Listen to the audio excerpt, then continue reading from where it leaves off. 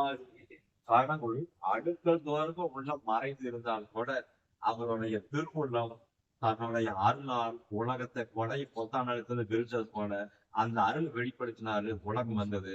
அந்த அருளால உயிர்கள் வந்தது. அப்ப அணுநிலையில நம்ம உயிரும் உணவும் இல்லாம பிரபஞ்சத்துல உள்ளாகிட்டு இருந்தோம். அதற்கு அருள் செய்ய திருவுள்ளம் கொண்ட கடவுள் அந்த மறைப்பு என்கின்ற கேவல நிலையிலிருந்து நினைப்பு என்கின்ற சகல நிலைக்கு கொண்டு வர்றாரு. அந்த சகல நிலைக்கு கொண்டு வந்த போது நாம போட்ட முதல் சட்டை தாவம். இப்ப நான் கிண்டி வச்சா யாரும் கிண்டறாங்க சொல்றாங்க அப்படின்னு இந்த தொடு உணர்வுதான் நம்மளோட முதல் அறிவு. இப்ப சர்க்கரை இங்க வச்சோம் என்ன ஆகுது? சர்க்கரை இப்ப கொட்டணும் என்ன ஆகுது? எறும்பு வந்தது. யார் கூப்பிட்டா அந்த எறும்பை? அப்போ அது வாசனை உணர்வு. இது இரண்டாவது அறிவு.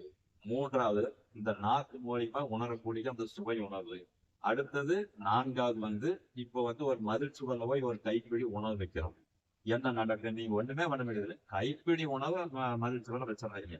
என்ன ஆகும் அப்படின்னா பறவை இனங்கள்ல ஏதாவது ஒன்று பார்க்க அது வந்ததுமே நேரடியா உணவு எடுக்காது.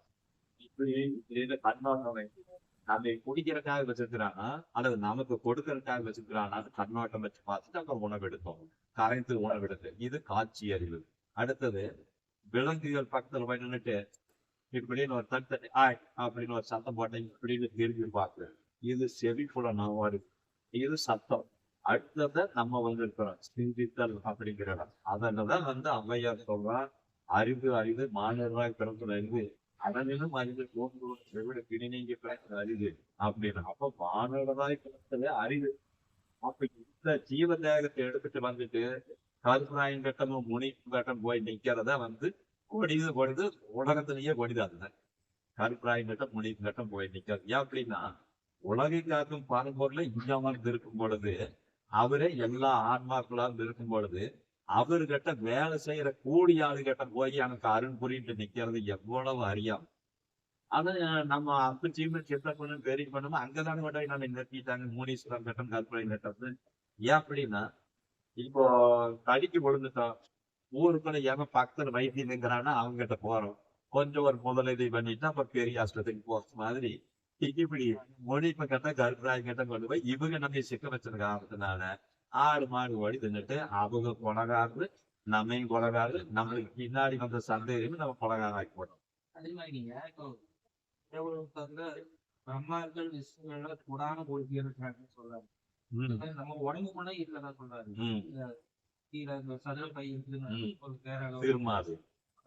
திருமாலு ஸ்ரீதேவி பூதேவி முருக விநாயகன் அப்படின்னா இப்ப வெளியே இருக்கிற அந்த பிரம்மாக்கள் இங்க இருக்கிற பிரம்மா. அதாவது இங்க அகவல் தொடங்கும் பொழுது 4 அருட்பெரும் ஜோதி சொல்றாரு. 4 அருட்பெரும் ஜோதி சொல்றவரு அதுக்கான விளக்கம் என்னன்னா உரையாசிரியர் அருள் சம்பந்த கட்டாவுக்கு உரை விளக்கத்தை என்ன எழுதுறாங்க அப்படின்னா அண்டத்தில் சூரியன் சந்திரன் அக்னி நட்சத்திரம்னு 4 அது பிண்டத்தில் அது என்னவா விளங்குகிறது அப்படின்னு சொல்லி பார்க்கும்போது அகம் அகப்புறம் புறம் புறப்புறம் அப்படின்னு 4 அண்டத்தில் அகம் அக்னி.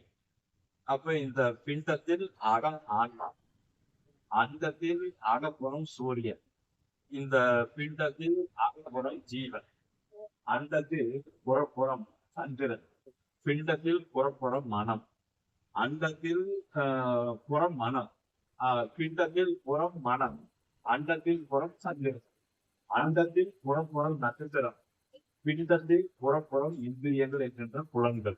அப்போ அண்டமே பிண்டமா வந்த காரணத்தினால அண்டத்தில் உள்ளதெல்லாம் பிண்டத்தில் உள்ளது. அப்ப பிண்டத்தில் உள்ளதெல்லாம் அண்டத்தில் உள்ளது அப்படின்னு இங்க வரும்போது ஏனைய அருளாளர்களுக்கு வல்லதாருக்கு சண்டை வருது. என்ன சண்டை வந்துச்சு கேட்டா அவங்க சொல்லிட்டு ஒரு இடத்துல நல்லதா காட்டுறாங்க, இன்னொரு இடத்துல மடத்தனமா காட்டுறாங்க.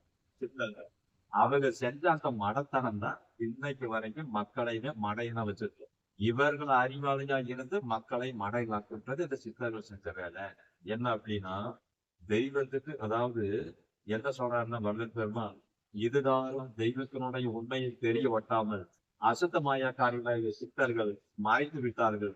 சுத்தமாய காரியமாகிய தெரிந்து பெரியோரும் இல்லை, சன்மார்க்கம் இல்லை. சன்மார்க்கம் இருந்தால் நாம் கேட்டறியாத கேள்வியை கேட்டறிந்திருப்போம். ஆகவே கேட்டறியாத கேள்வியை கேட்டறியக்கூடிய காலம் இக்காலமே சன்மார்க்க காலம் சொல்லிட்டு, தெய்வத்திற்கு கையு காலு கண்ணு மூக்கு இருக்குமா என்று கேட்பவர்களிடம் விடை சொல்ல தெரியாது முழிக்கின்றார்கள். ஆதியிலே இதை மறைத்தவன் ஒரு வல்லவன்.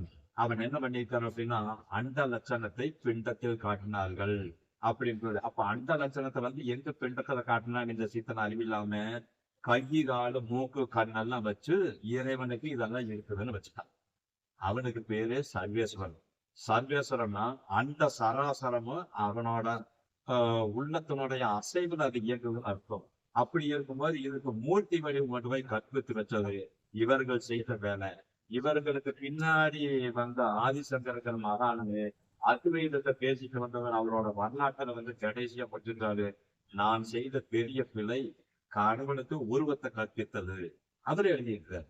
காரணம் என்னன்னா, சித்தன் ஒரு தப்பு செஞ்சாங்கன்னா இவன் ஒரு தப்பு செஞ்சு வச்சார்.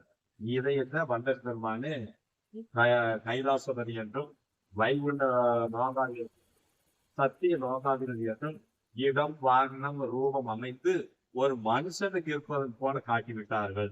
இப்ப நரகாசுரனை தூக்கிட்டு முருக பெருமான சப்பரத்தை எரிஞ்சிட்டு வேலவனை தூக்கிட்டு தீபாவளி வந்ததுன்னா 5 நாள் 7 நாள் கழிச்சு குத்த போறான், வருஷம் ஊத்திக்கிட்டே இருக்கிறான். அப்ப நரகாசுரன் என்பது எது, முருகன் என்பது எது, மயில் என்பது எது, பாம்பு என்பது எது, வேல் என்பது எது, அத்தனைக்கு வல்லர் பெருமான் விளக்கம் கொடுக்கிறாரு. ஒரு எளிமையான விளக்கம். நம்ம வீட்டுல நம்மளுக்கு எல்லா பெரியவங்களும் சொல்லி கொடுத்துட்டு ஈஸ்வரனுடைய அறிவுரையை தேடுறதுக்கு என்ன பண்ணலாங்க 2 பேரும்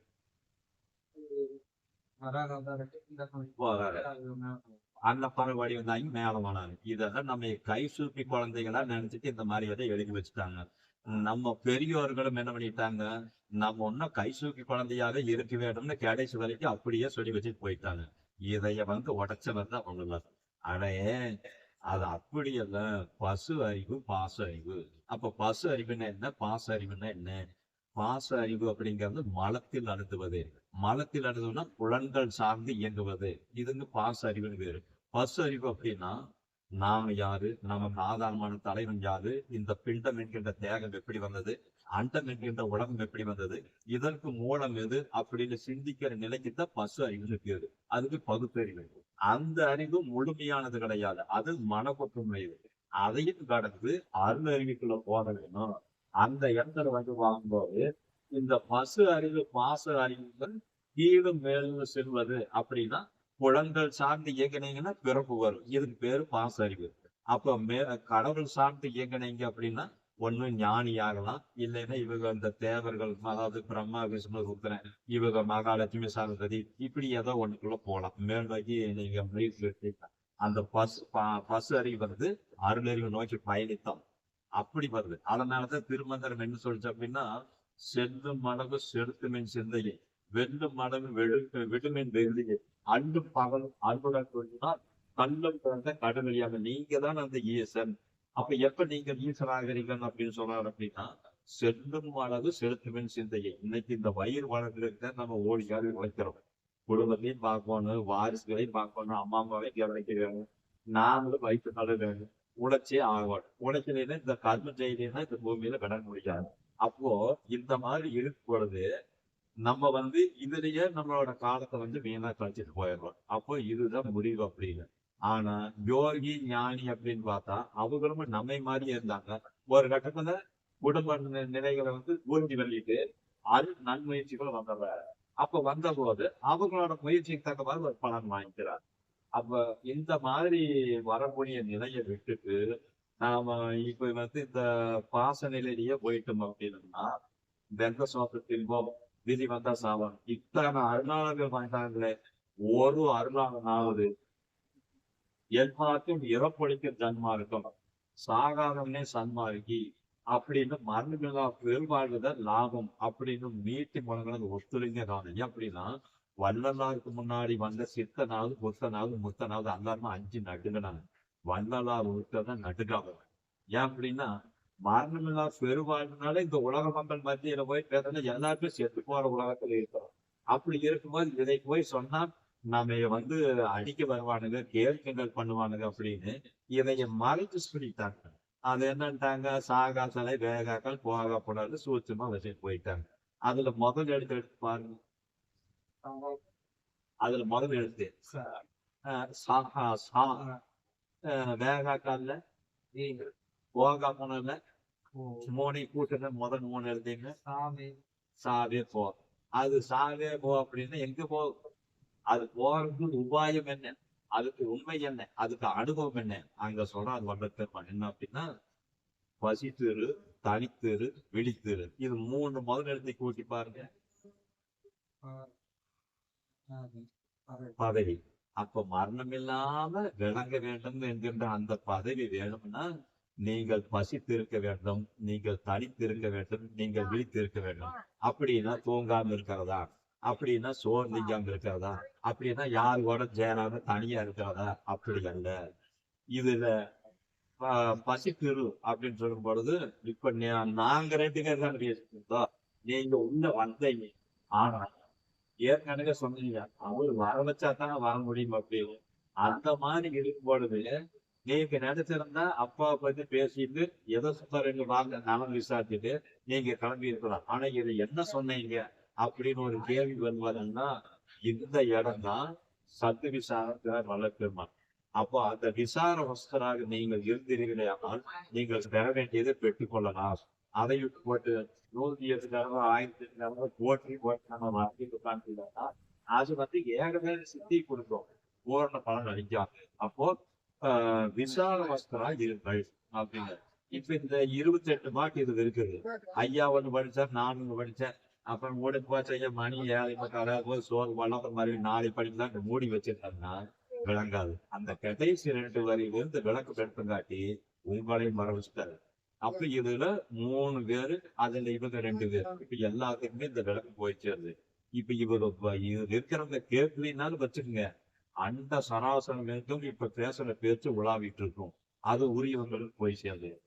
அதனாலதான் இன்னைக்கு நான் புறமுகமாக இந்த கொடியை 873ல ஏற்றி வச்சுக்கிட்டேன். இதனுடைய உண்மை அனுபவம் உங்களுடைய அக அனுபவத்துக்கு மேல் விளங்குன்னு சொல்லிட்டார். இது வரைக்கும் வந்த அருணாளர்கள் ஆன்மாவுடைய நிறத்தையே சொன்னது. அவர்களுக்கு இறைவன் காட்டு சொல்ல அவர்களோட முயற்சி அன்னைக்கு அவங்களுக்கு அவ்வளவுதான் இருக்குது. அவங்க வந்து சடங்கு சம்பிரதாயத்திலிருந்து பல நிலையும் ஓடி போயிட்டாங்க. அதுல எப்படி இருக்குன்னு பாத்தீங்கன்னா, இந்திய திருநாட்டை வந்து முகலாயர்கள் ஆண்டார்கள், வெள்ளக்காரன் ஆண்டான்.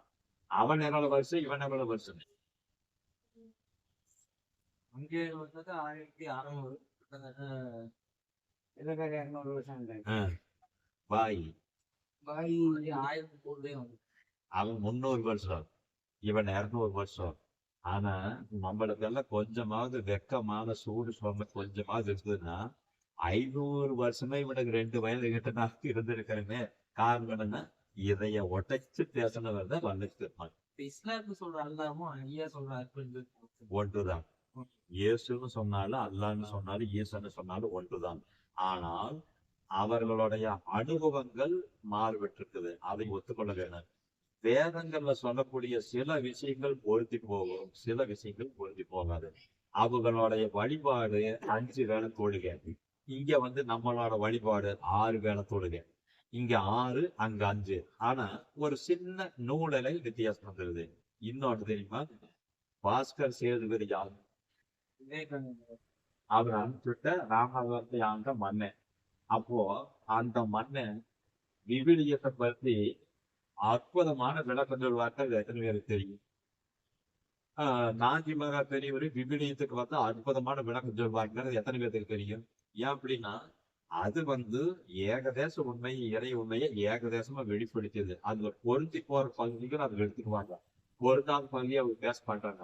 ஆனா வண்ணப்பெருமன் வந்து அந்த பொருந்தாத பகுதிகளை எல்லாம் போட்டு விட்டு வந்து உடையுடன் உடைப்பார். எப்படி உடைப்பாங்க வண்ணப்பெருமான்? இங்க இருக்கிற வேதாந்தத்தையே வண்ணப்பெருமான் சார்ந்தார். வேதாந்தம் என்று வீண்பாதம் ஆடுகின்ற வேதாந்தத்தின் விளைவரியில் சூதாக சொன்னதெல்லாம் உண்மை வெளி தோன்ற உரைக்கவில்லை, என்ன பயனோ இவையெல்லாம் அப்படிம்பார். அப்போ உண்மை வெளி அப்படின்னா உண்மை கடவுள் பரமாகாசத்துக்கு கூடிய முழு உண்மைகளும் அதை நீங்க வேதமாக நீங்க வடிக்கவில்லை, நீங்கள் படிச்சிருக்கிற வேதம் பிழையுடையது. எப்படி பிழையுடையது? ரிக், யசுர், சாம, அதர்வனம் 4 வேதம் வச்சிருக்கிறான். 4 வேதத்துல 2 வேதங்கள் என்ன எழுதியிருக்காங்கன்னா, பிரமநில, சத்தியநில, வைசிய நில, சூத்திர நிலை. இந்த 4வது நிலையில் இருக்கிற நம் போன்றவர்கள் வேதம் பிராமணன் ஓதும் போது காது கொடுத்து கேட்டோம்னா ஈயத்தை காய்ச்சி காது கொடுத்து வேதத்துல எழுதி வச்சிருக்காங்க. இதுக்கு பேர் வேதமா? அப்ப வந்திருக்குமா வேதாங்கன்ட்டு வீண்வாதம் ஆடிக்கிட்டு வேதாங்கத்தின் விலை கிடையாது. என்ன சொல்லி வச்சிருக்கான்னு உனக்கு தெரியுமா? இங்க திருமணத்துல மந்திரம் ஓங்குறாங்கல்ல பிராமணன் அது படு ஆபாசமுறை.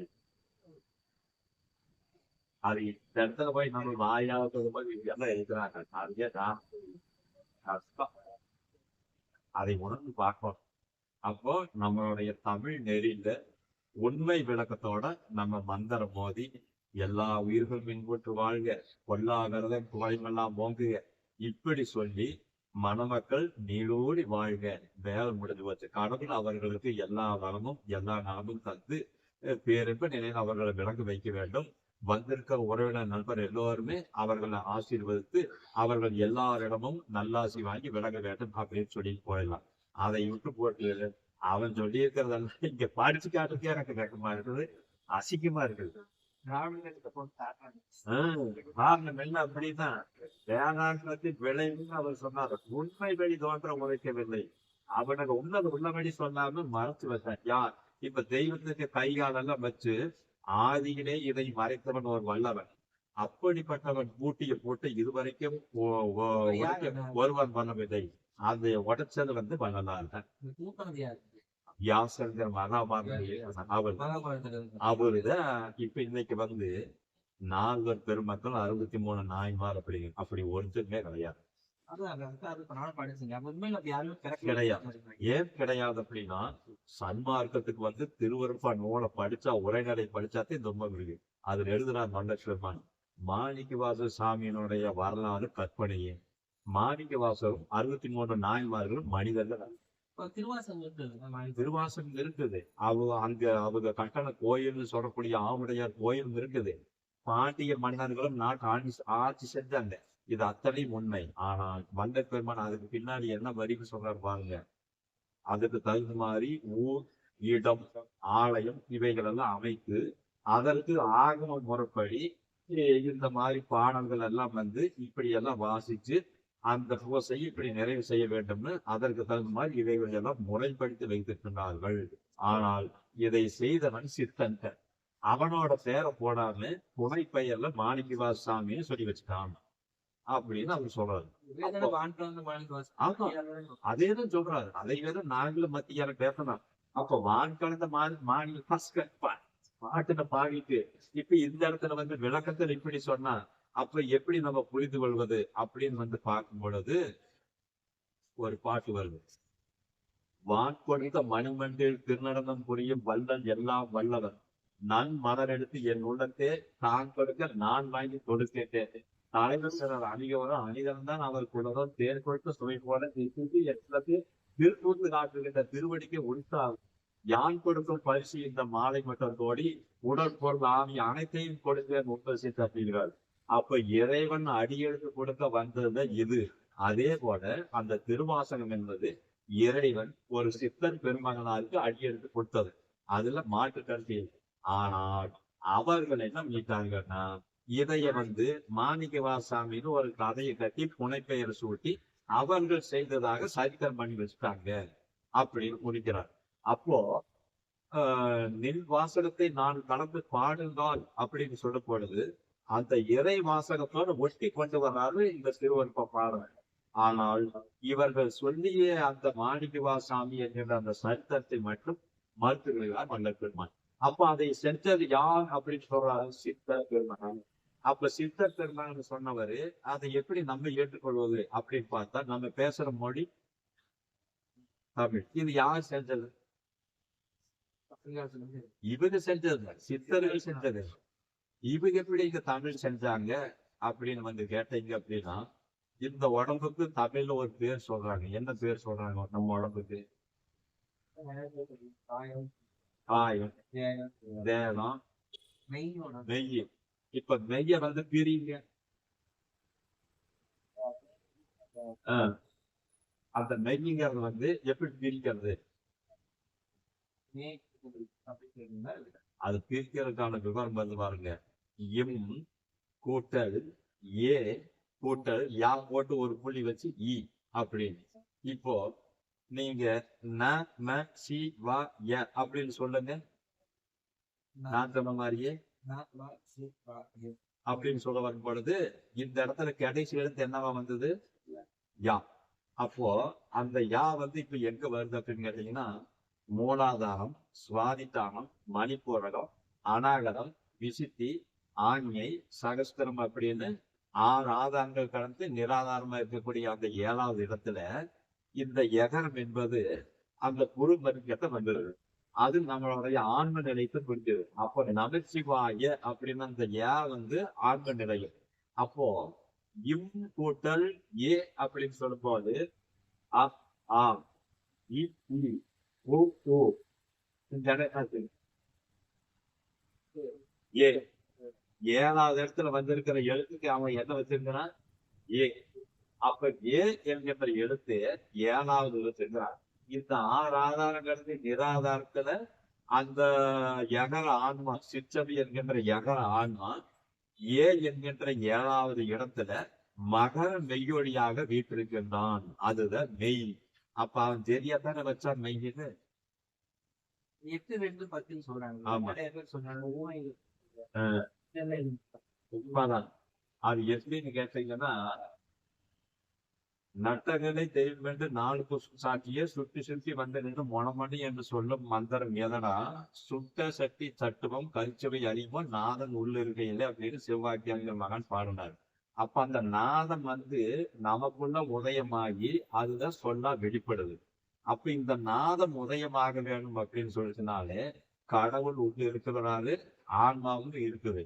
அதுல இருந்து உயிர் சக்தி வெளிப்பட்டது. இதன் மூலியமா தான் அந்த சொல்லே நம்ம வாக்குல இருந்து வெளிப்பட்டது.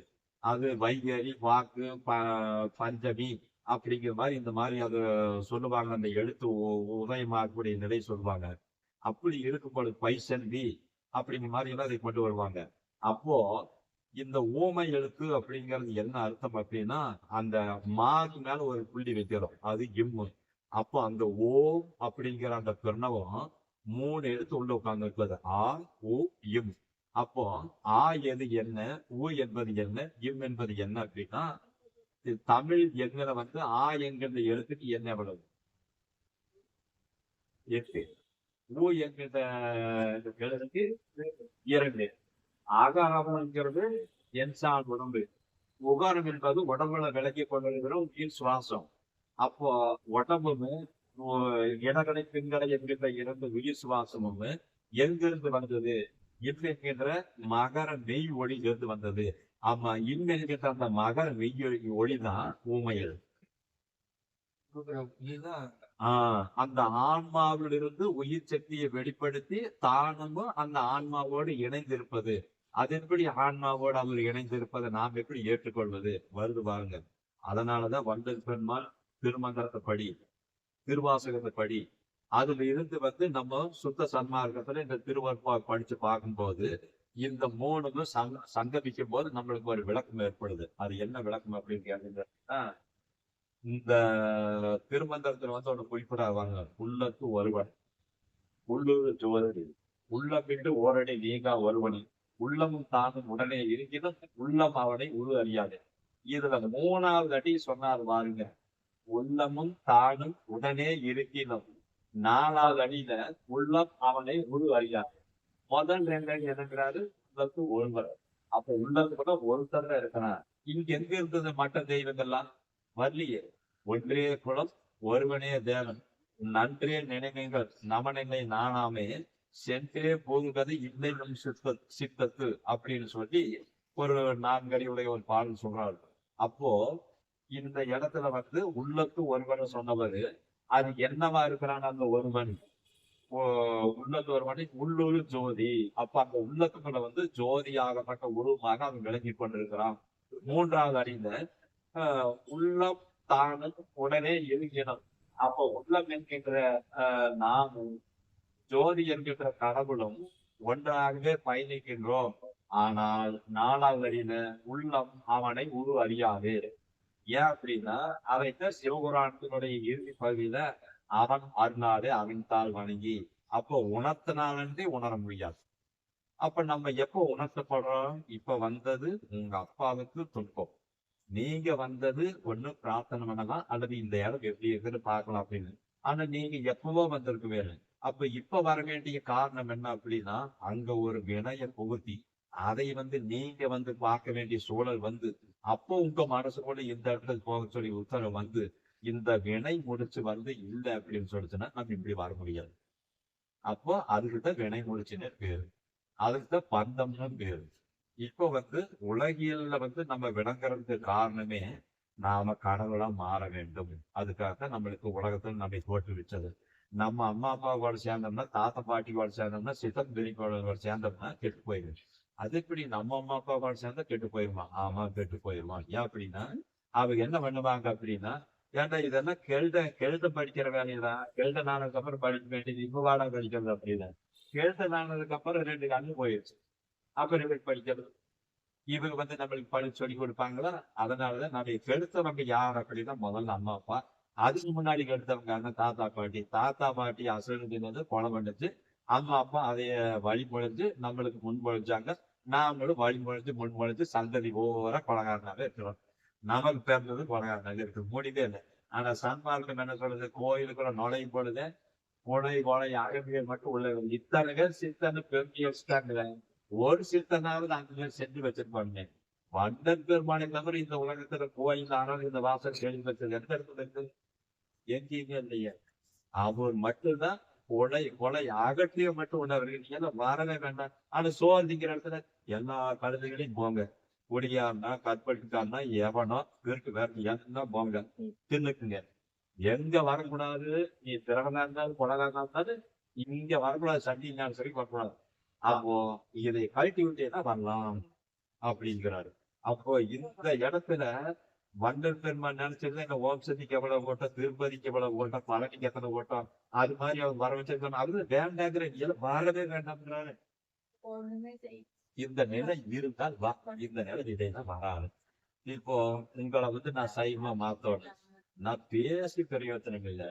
உங்களை சுலமா அந்த மண்ணை மிதிச்சுட்டு வாங்க ஐயா அப்படின்னு நாங்க கூட்டு போய் அந்த மண்ணை மிதிக்க வச்சோம்னா, உங்களோட வினை கொஞ்சம் தூக்கலா இருந்தாலுமே அது கொஞ்சம் செம்மப்படுத்தி உங்களை சைவமா மாத்தி அந்த மண்ணுக்கு அந்த மரபு